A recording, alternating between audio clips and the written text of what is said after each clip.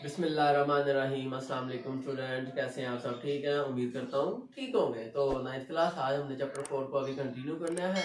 Last हमने किया था previously first condition of equilibrium, आज हम करेंगे सेकंड कंडीशन ऑफ इक्विलिब्रियम। अच्छा बच्चों, अगर आपने इसी तरह ये प्रीवियस टॉपिक समझना है या कोई और टॉपिक समझना है इससे प्रीवियस चैप्टर 1, 2, 3, 4 का, तो आप मेरी ninth class physics topic wise playlist है यूट्यूब चैनल पे, वहां से आप उसको स्टडी कर सकते हैं। ठीक है बच्चों, इसी तरह अगर आपने कोई और टॉपिक समझना है तो आप वो भी मुझे कमेंट में बता सकते हैं और मेरी प्लेलिस्ट का लिंक आपको इस वीडियो की डिस्क्रिप्शन में भी टॉपिक मिल जाएगा। सबसे पहले बच्चों आपको पता हो सेकंड कंडीशन ऑफ इक्विलिब्रियम की ना एक डेफिनेशन है। ठीक है ना, हम पढ़ रहे हैं बच्चों सेकंड कंडीशन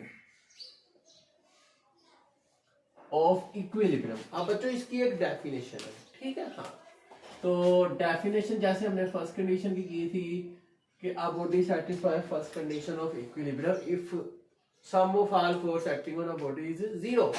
तो इसी तरह इसमें हम कहेंगे a body satisfy second condition of equilibrium। a body satisfies second condition of equilibrium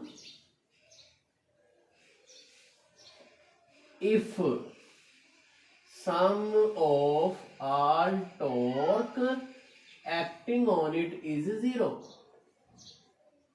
इस पे जितना भी टॉर्क एक्ट कर रहा है वो क्या होगा? 0 होगा। तो बॉडी किस में होगा?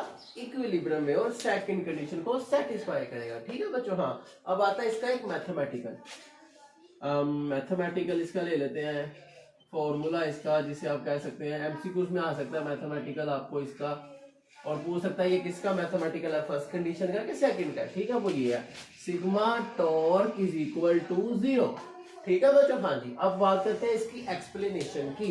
एक्सप्लेनेशन के लिए आपको पता होना चाहिए कि हमारे पास जो फर्स्ट कंडीशन है ना इक्विलिब्रियम की, वो बच्चों में क्लियर कट नहीं बताती कि बॉडी इक्विलिब्रियम में है या नहीं। मिसाल के तौर पे जैसे देखें कि हम कहते हैं कि फर्स्ट कंडीशन, ठीक है, इज नॉट टेल अस, हमें नहीं बताता either the object is in equilibrium और नॉट। ऑब्जेक्ट इक्विलिब्रियम में है या नहीं ये हमें बिल्कुल नहीं बताता। ठीक है ना बच्चों। अब इसका क्या मतलब है मैं आपको भी समझाता हूं। तो देखिएगा ये डायग्राम है हमारे पास। डायग्राम कुछ इस तरह से आप देखेंगे, एक बॉक्स है हमारे पास बच्चों, ये एक बॉक्स है। ठीक है, हाँ जी। इसी तरह अगर मैं एक और बॉक्स यहाँ पे ड्रॉ करूं, दो बॉक्स है। अब जो बॉक्स ए है ना और ये बॉक्स बी है, अब ए पे भी दो फोर्सेस एक्ट कर रही हैं, एक ये F1 और एक ये F2, और दोनों की जो लाइन है वो क्या है? सेम है। ठीक है, हाँ, और दोनों फोर्सेस भी इक्वल है।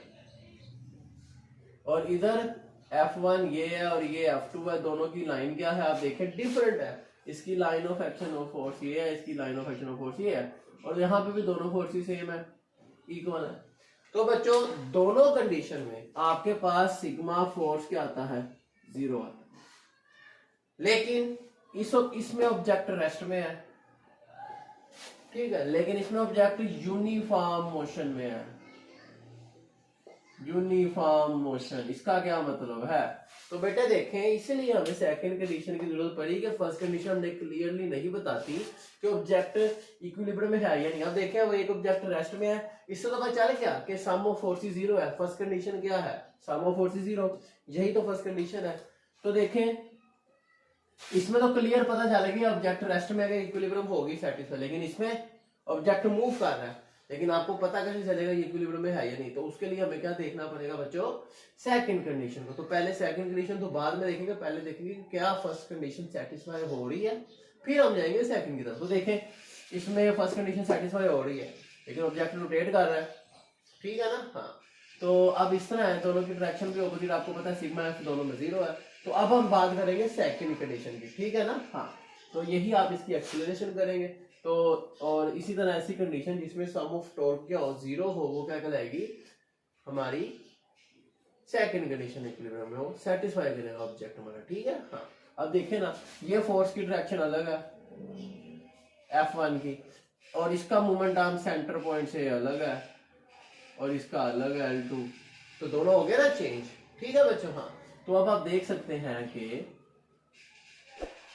दो, ये क्लॉकवाइज है, इससे इससे एंटी क्लॉकवाइज है, तो दोनों की फोर्सेस के डायरेक्शन ऑपोजिट है, जिससे टॉर्क क्या आएगा आपका जीरो आएगा। Hence proof second condition of equilibrium. तो बेटे इसकी एक्सप्लेनेशन में आप पहले फर्स्ट को एक्सप्लेन करेंगे, फिर देन आप ये डायग्राम बना के एक्सप्लेन करेंगे, और एंड पे इस तरह सेकंड कंडीशन को बता देंगे। ठीक है। हाँ, उम्मीद है आपको समझ आ गई होगी। अगर आपको कोई क्वेश्चन हो आप कमेंट सेक्शन में पूछ सकते हैं। ठीक है। जिस तरह आपने अगर कोई और टॉपिक सुनना है वो भी कमेंट सेक्शन में बता सकते हैं। और मेरी 9th class physics topic wise playlist है जो इस वीडियो की डिस्क्रिप्शन में भी आपको मिल जाएगी, यूट्यूब चैनल पे भी मौजूद है। ठीक है बच्चों। हाँ जी, तो वहां से आप इससे प्रीवियस तमाम टॉपिक समझ सकते हैं, चैप्टर 1 हो, 2 हो या 3 हो, उनके न्यूमेरिकल्स हो, व्हाटएवर। ठीक है। हाँ जी, चले मिलते हैं आपसे नेक्स्ट वीडियो में। सी यू देन।